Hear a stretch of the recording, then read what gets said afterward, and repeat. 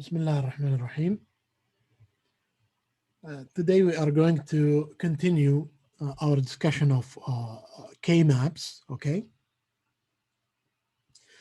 And today we are going to talk about the three important concepts, which are very related to what we discussed in the rules of grouping, okay? Rules of grouping, the ones of the functions, okay? The first concept is called the implicants, okay? Implicants, and it is defined with respect to a Boolean function, okay? An implicant of a function f is any product term in which its min term are part of f. Okay, so you can think of this as, let's say, for example, now if I have f from our Boolean algebra, if I have f as, for example, a, okay, ORed with c, okay. Now, if I add a to f, does it change the value of the function?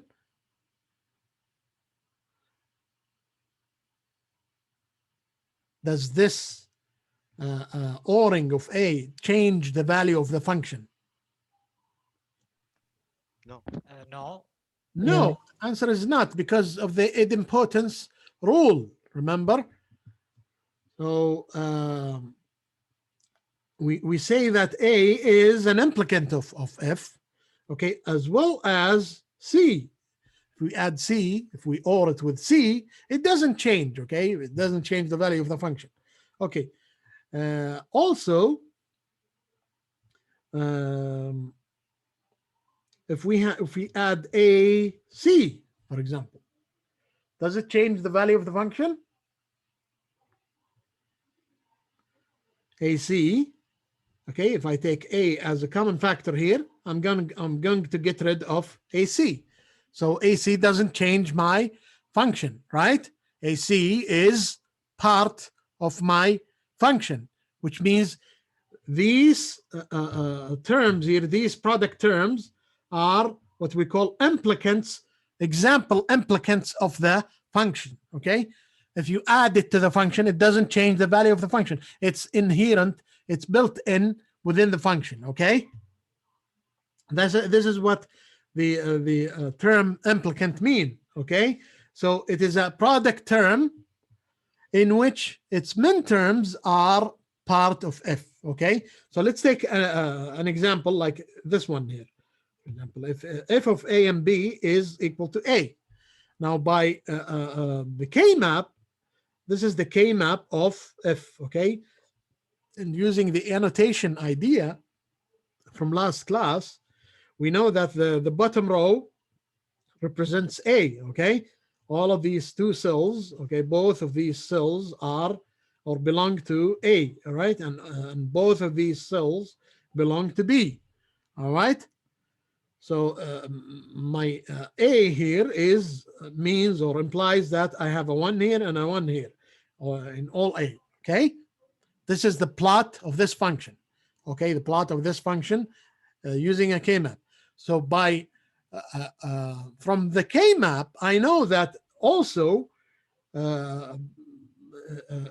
if I add AB to A, which is this min term, it will not change the value of the function, right? Because it is part of the function here. Also, if I add AB complement, it is not going to change the value of the function. So the implicants of A are A itself, AB, and AB complement, okay? These are the implicants of F, okay? So if you go back to our rules, okay, the rules of grouping, okay, to form an implicant, okay, you just follow rule number 1 and rule number 2, and you disregard rule number 3 to form an implicant. Okay, so rule number 1 is that the group must be rectangular. Okay, let me just zoom in here. The rule must be the group must be rectangular, in rectangular shape. Okay, square is fine as well. All right, and it must be the number of squares that you're grouping is a power of 2. But we are disregarding the third rule, which says it has to be it must not be contained inside or completely inside of another larger group. Okay, so we are ignoring that for now. Okay, for the implicant. Okay, for the implicant, we are only concerned about the first and the second rule. Okay, so any group that satisfy these two conditions are called implicants of the function. So in this example, this group here is an implicant. Okay, it is a square, it is a rectangular, and it is a power of 2. This one here is rectangular and a power of 2, and this one here is a rectangular and a power of 2. Okay, so all of these are implicants of F. Okay, now we don't really care about the implicants of F. Okay, what we care about is some more important concept. It's called the prime implicants of F. The prime implicants of F. Okay, and the definition of the prime implicants of F, okay, is simple. It is simple. First of all, it is an implicant. It has to be an implicant. So the first two conditions of the grouping rules must be satisfied. It has to be an implicant. Okay, it is an implicant that is not completely covered by any larger implicant. So in a prime implicant is a product by which, or a group by which all the three conditions are satisfied. Okay, you get that?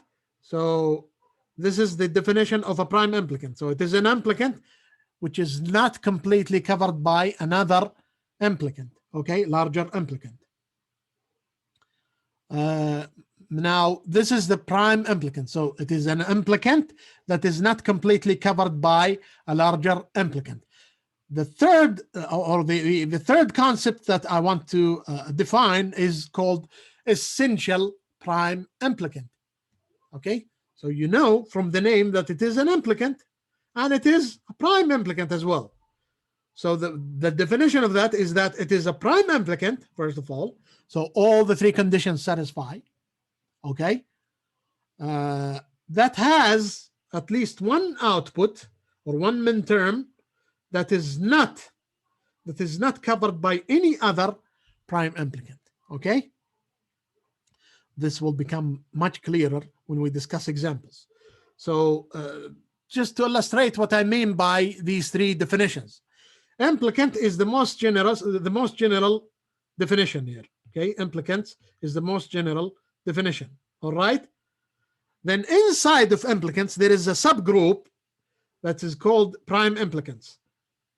Still, prime implicants are implicants, okay, but they are a special kind of implicants. Okay, and then inside of prime implicants we have a smaller group which are the essential prime implicants. Okay, so essential prime implicants are prime implicants and implicants as well. Okay, in our examples we will worry about only prime implicants and essential prime implicants, not implicants. We will not list implicants anymore. Okay, we will not revisit or come across implicants anymore. Okay, so it's only prime implicants and essential prime implicants. Okay, so let's see this example here. Okay, by solving this example, hopefully you will understand the concept of prime implicants and essential prime implicants. Okay, so let me zoom in a little bit. Okay, so we have a function f, okay, that is plotted in this K-map here. All right, and we would like to list all the prime implicants and essential prime implicants of this function. Okay, prime implicants and essential prime implicants are sets. They are the sets of products. Okay, product terms. Okay, So we have to list them as sets, okay? So first of all, we start with essential prime implicants. Okay, so we find prime implicants that contains ones like this one here, for example, or this one, or this one, or this one, or this one. Okay, any output, okay, of the function that is only covered by a single prime implicant. Okay, and from the observation of this function here, you can see that this one here is only covered by this prime implicant. Okay, this prime implicant. All right. So what I do is that I mark it. Okay, I mark this one here. Okay, and then circle or group the ones that are the ones of this essential prime implicant. So this is an essential prime implicant. Why? Because it is the only one. It is a prime implicant, first of all. Prime implicant, what does it mean? It means that it is a rectangular form and what? Power of 2, okay? And it is not covered in a larger implicant, okay? Or prime implicant. It is essential as well. Why? Because this one here, this one, is not covered by any other prime implicant. Not implicant, but prime implicant, okay? If let me ask you this question now. Do you see any output or one that is only covered by a single prime implicant? Yes, in the square 5. ارفع صوتك يا raise your voice. المربع الخامس اللي تحت. Yeah, the fifth square. This one you mean, yes. right? Yeah. Yes. So what implicant? What is the prime implicant that is covered by this? So let's just mark it. It is the fourth and the fifth, right? Yes. Like this. So so if we would like to be more precise, okay, it is basically min-term number 4. It's not min-term number 5. Okay, so this is 3 and this is 4. Okay, you see that? Okay, excellent. What about the rest of the ones?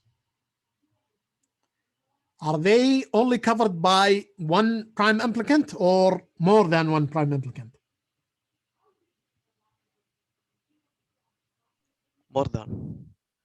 More than one. This one, for example, this one here is covered by this one and what?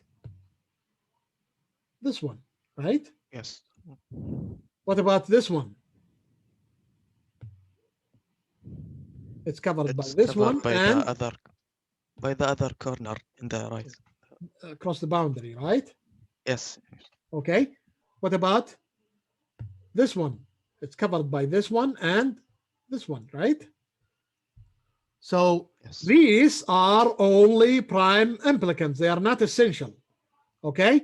These two here, these two groups are only prime implicants. Okay? Why are they prime implicants? Because, first of all, they are rectangular shape, okay, and powers of 2. And they are not covered completely by another prime implicant, okay? Notice that I say by another prime implicant. I didn't say by prime implicants, okay? I didn't say that. So it is okay to be covered by several or more than one prime implicant, like this one here. It is covered by this one and this one, but this doesn't mean that it is no longer a prime implicant. It is a prime implicant, but it is not essential anymore, okay? It is not essential. Okay, so algebraically speaking, so if I use the annotation here, this is A, and this is B, and this is C, right?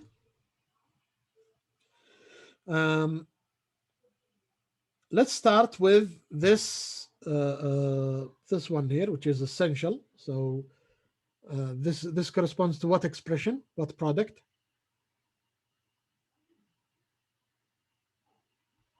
A complement. What? B, right? A complement B, isn't it? The C is changing, so I just dropped it. A complement, why? Because it is in the A complement row, okay? And BY because it is in the B columns, okay? So the intersection of that is these two, right? All right, so this is A complement, B complement. And what about the other one, the other essential one? It is a what? B complement. B complement, excellent. Okay, what about the non-essential prime implicants? This one, for example, is B C complement, right? And this one here is a what? C complement, right? Yeah? All agree? All right, so now let me ask you this question. What is the list of prime implicants or the set of prime implicants? How many of them? Let me ask you this question. How many prime implicants do we have? 4. Excellent. There are 4. They're not 2, they're 4. Okay? Because you need to count also that you need to count the essential prime implicants as well. Okay? Not only the prime implicants, the pure prime implicants. So they are what? A complement B, comma, B C complement, comma, what? A C complement, comma, A B complement. Yeah? And then the essential prime implicants are what? A complement B. Uh-huh. BC complement. What's that? No, AC complement. Is AC complement an essential prime implicant? AB complement. AB complement. AC complement is this one here. All the ones are covered twice here. Okay? By 2 prime implicants. You see? It's not essential. Okay, so what is this now? A B complement. Okay, now the name essential, okay, the name essential comes from the fact that no matter what you try, the essential prime implicants will show up in the simplest form of the function. Okay, so the simplest form of the function will be A complement B ORed with A B complement ORed with something else. That's something else. Now, A complement B and A B complement are these groups here, these two ones and these two ones. Now I'm left with this one. So with this one, I have 2 options. I have 2 options, 2 prime implicants to cover it, right? I cannot pick both because if I pick both, then my function will not be minimal, okay?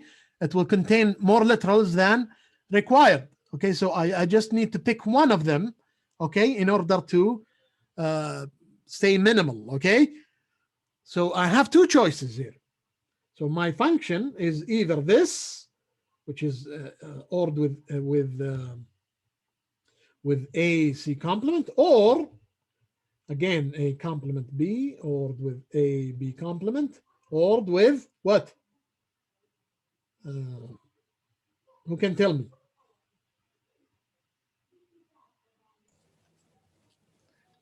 I'm checking if you are with me or not. BC complement. Excellent. B C complement.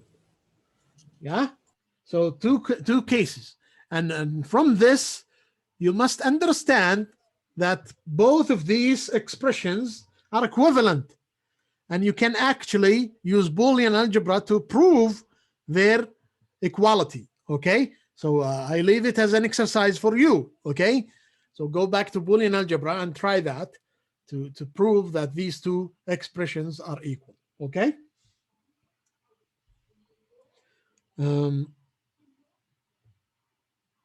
Let's take another example. So given this function here as indicated in the K-map, so let me just number the cells. So 0, 1, 2, 3, 4, 5, 6, 7, 8, 9, 10, 11, 12, 13, 14, 15. Okay. Now, given this function here, let me annotate as well. So this is my A. Okay. And this is my B. This is my C. Okay. And this is my D. Okay. All right. So I'm giving you this K map of some function, and I would like to know the prime implicants and essential prime implicants of this function. Okay. All right. 1 and 3 and 9 and 11 are prime implicants and essential prime implicants. 1, 3. First of all, 9 and 11.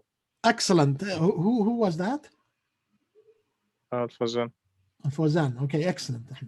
Okay, so let me start baby steps. Okay, so which of the ones, okay, you think are covered only by a single prime implicant? So Ahmed said that 1 and 3 are only covered once, right? And which prime implicant? You said it's 1, 3, 9, 11, right? 1, 3, 9, and 11. So Yes. this is 1, 3, 9, 11. All right. So we have, and then we mark these ones because they are only covered by this prime implicant. Okay. Which other ones are only covered by this prime implicant?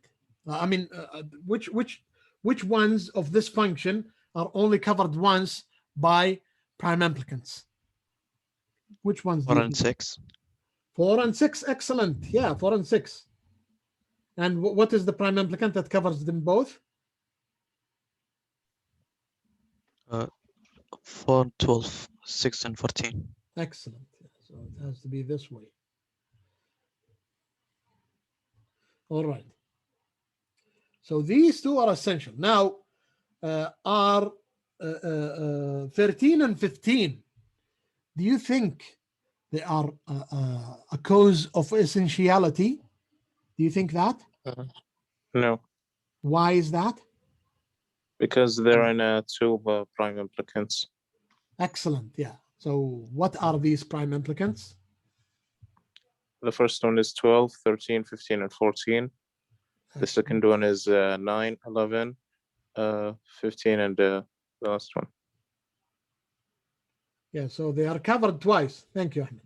They're covered twice, okay, by two prime implicants. So that's why they are not a cause of essentiality, okay? So what is the red? Now, yeah, okay. Let me start by listing the essential prime implicants. Essential prime implicants are the red ones, of course. Okay. So what is the expression for 1, 3, 9, 9, 11? B complement. D.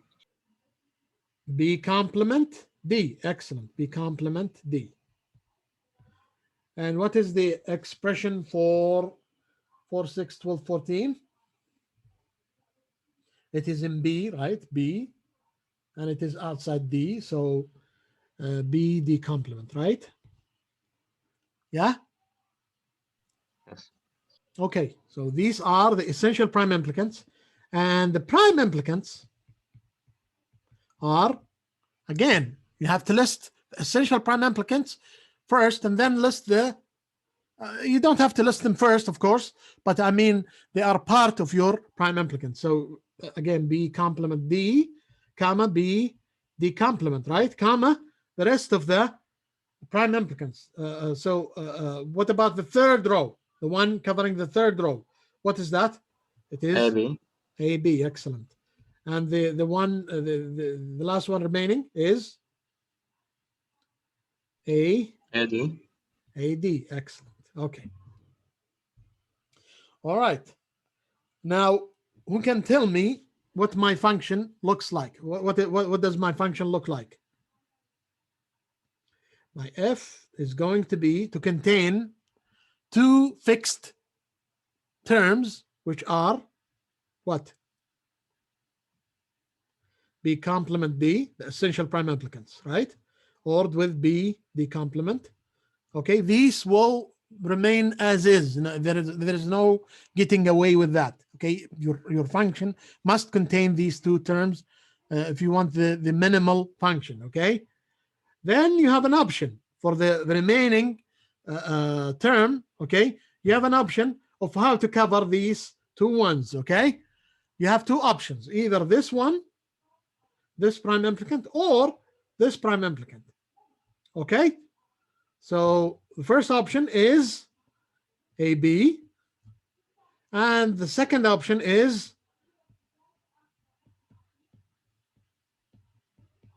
AD, right? And then also you can use Boolean algebra to prove that these two are equal. Okay? Any question?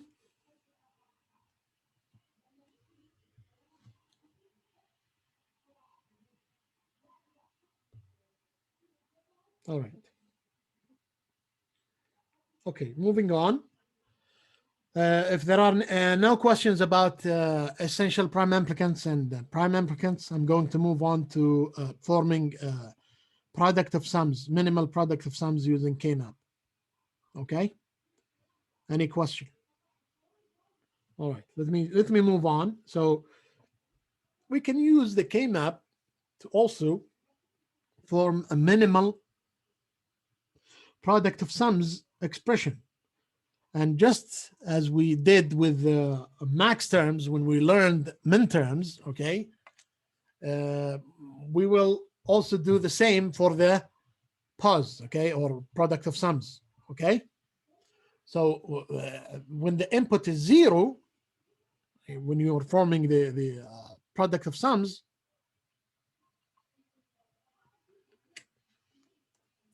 when an input is 0, it means the input is not complemented. Okay, the opposite as the sum of products. Okay, and when an input is 1, the input is complemented. Okay, and a group, in this case, a group corresponds to or produces a sum rather than a product. Okay, and then finally you'll have to multiply or and all the sums together to get a product of sums. Okay, here's an example. This is a function that is showing the zeros here. Okay, and we would like to get the minimal expression for this function in product of sums form. Okay, so who can tell me what let me number the terms now. 0,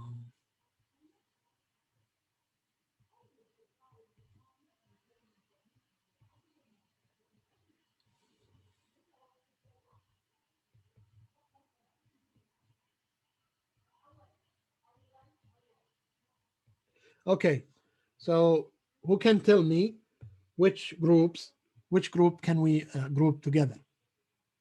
Does it use the same rules? Yeah, the same rules apply. Exactly everything the same, except that when an input is 1, it is complemented. Okay, and when it is 0, it is not complemented. Okay, so now we take this portion of the K-map corresponds to A complement instead, and this portion here corresponds to B complement, and this half of K-map corresponds to C complement, and this half corresponds to D complement. Okay, now which group shall I start with?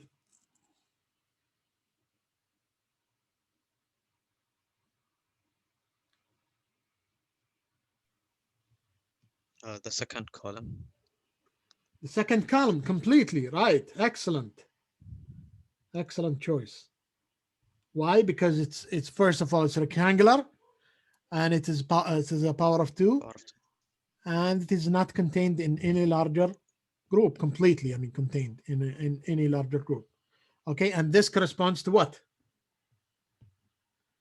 To C ordered with D complement. the complement. Okay, excellent. Okay, what's the next group? 5 and 7, 13 and 15. Excellent. Okay, let's take another color here. All right, and that's what? B complement and D complement. Excellent. Or, sorry. It is all. Yeah. Next.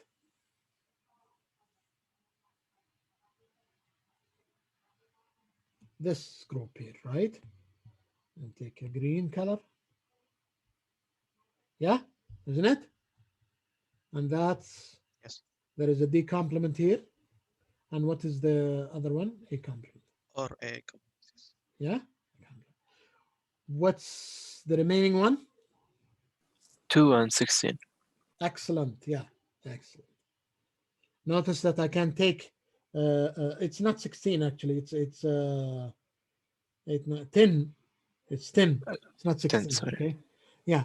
I can take, notice that I can take 11 and 10 and 11. However, this is a prime implicant. It is a prime implicant, but it is not what? It is not essential. Okay. And it will never show up in the minimal POS because it is always, this one is going to cover all that is required. Okay. And what is this now? It is in C complement, right? And it is inside of B. D. Yeah. And it is what? Inside D. of D. Yeah. A disappears because it changes, right? Now my F is what? The product of these, right? It's C, D, C or D complement ORed with A complement or with D complement, ORed with B complement, ORed with D complement, ended with B, ORed with C complement, ORed with D, right? Yeah? Okay. Any question?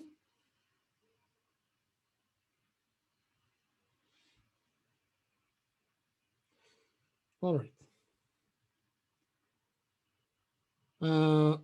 So now we would like to find the minimal product of sums expression of this function here, okay? Which is AB ORed with A complement C ORed with BC, which is basically the consensus theorem. This term here is the consensus of these two terms. Okay, so I would like to plot the zeros now instead of the ones. So this is A and then BC. Okay, so if I plot the ones, I know the zeros, right? So this is my A now. I'm going to plot the ones and then convert it to the zeros, okay? And this is my B, and this is my C, okay? So I have A, B, which is basically these two ones, right? And then I have A complement C, which is these two ones, right? Are you following? Yes. Okay, now where are my zeros?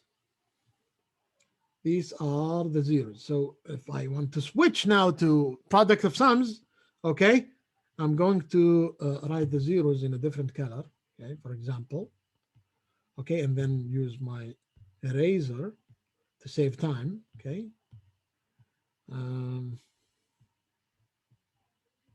All right, and then use the pen again to change these to complements instead of the functions themselves, okay.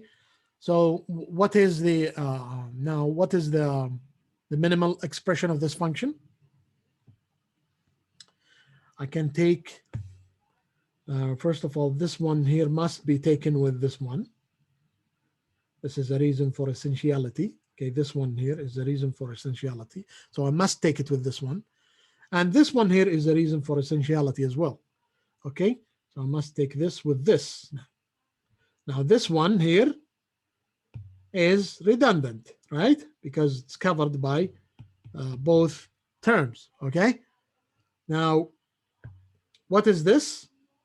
So my f is in product of sums is going to be a complement ORed with what? B. Ended with A ORed with what? C. C. C. Excellent. You can see that the consensus theorem as well applies even in the product of sums form. Okay, so you can see that this is a complement here. Okay, and this is A. So the consensus term of these two sums is B ORed with C. Okay, so if I add this term here, B ORed with C, okay, which is not there, of course, it's not part of the minimum function, but it is, in fact, it is this one here, which is not, which shouldn't be there. Okay, do you see that? Okay, so this one here, this box here, or this group here, is the consensus between these two terms. Okay, which is basically B ORed with C. Okay, so I don't need it because it's redundant. Okay, we know already, we already know this since unit 2. Okay, since we studied consensus theorem. All right, any question?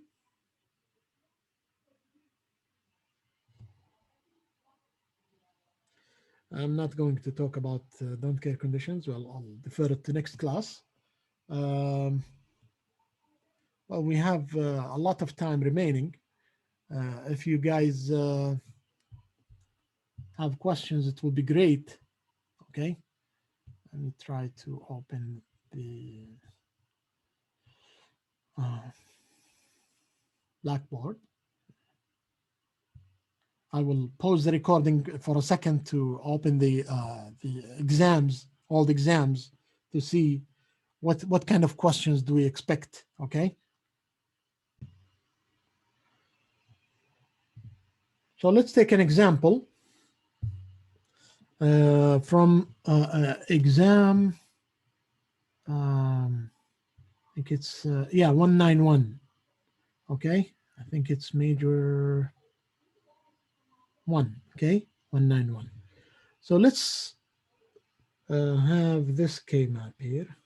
Okay, I'm just changing it because we haven't covered the don't care conditions. Okay, I'm just fully specifying the function to match our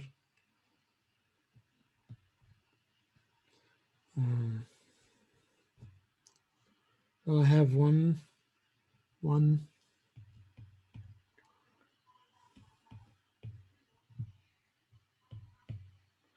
Yeah. Okay, so I would like to see all essential and non-essential prime implicants. Okay, and then I want to find all minimum sum of products expressions of G. Okay, so who can tell me where do I start? Where are the ones that are the cause of essentiality in this K-map? So let me number the 5, 6, not here, 8, 9, 12, 13, 15. Okay, so who can tell me where to start and which ones are a reason of essentiality here? You guys are following, right? Please come back to me. Yeah. What does X mean? Don't worry about X now, okay? Don't worry about X. I just changed the question to match our knowledge now, okay? I just turned the X's to ones now, okay? Okay. Yeah, just follow me on the example here, okay? On the shared screen, please, okay? So which ones are going to be essential or a cause of essentiality in prime implicants? So I can see that, for example, number 2 is definitely will be covered only by one prime implicant, right? Square number 2. Do you see that? Doctor, we see the attendance. We can't see the Really? iPad screen. Oh, Yeah, we see it now. okay.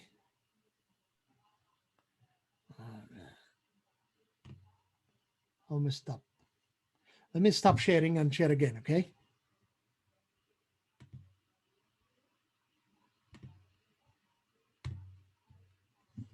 Can you see it now? Yes. Yes. So number 2, I'm sorry for the inconvenience, guys. It's a technology glitch, okay? I should have only shared the QuickTime, but it shared everything, okay? So you can see that number 2 here, square number 2, is a reason for essentiality here, right? Why? Because it is going to be to the prime implicant that covers this is this one, right? And there is no other prime implicant that covers 2, right?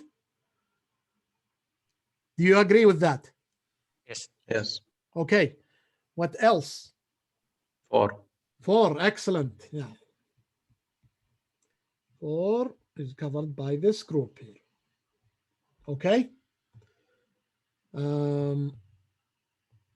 Next, is there any other prime essential prime implicant that is only covered by a single prime? I mean, is there any other one that is only covered by a single prime implicant? 10. 10. 10 is going to be covered by the red group, and there is another group that covers it as well. Okay, 14 and 14. which is this one here. We haven't yet done it yet. Okay, yeah, but 9 on the other hand is Prime implicant. is essential, right? 9 is a cause of essentiality because there is no other prime implicant other than this one covering 9, right? Do you see that? Yes. You cannot find any other prime implicant that covers 9 other than this one. Okay, so all of these are essential prime implicants. Okay, the rest are going to be prime implicants. Okay, prime implicants. But you can see that we already covered all the ones in the function, right? So Yes. for this function, specifically this function, it is going to be composed of the sum of the essential prime implicants only, okay? Which means that it has 3 products, and it is summing 3 products only, okay? But for completeness, we can list the rest of the prime implicants as well, okay? And these include this one, for example, here. Okay. And what? Third row. Excellent. Yeah, the third row.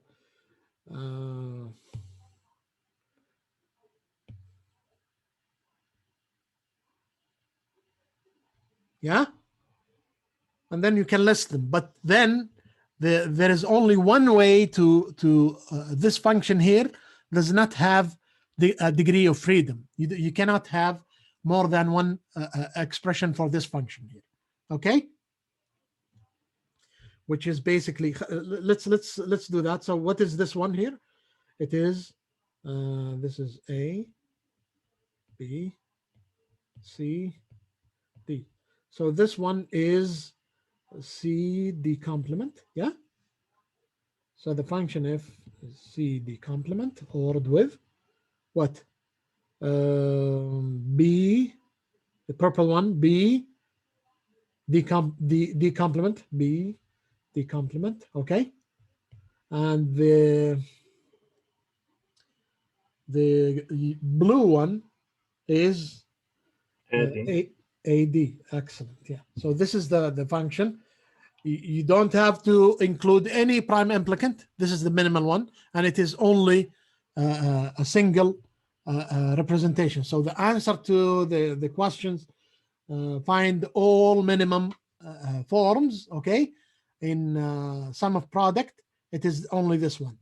In product of sums, you may have alternatives, but I'll leave it to you to see that. Okay? Any question?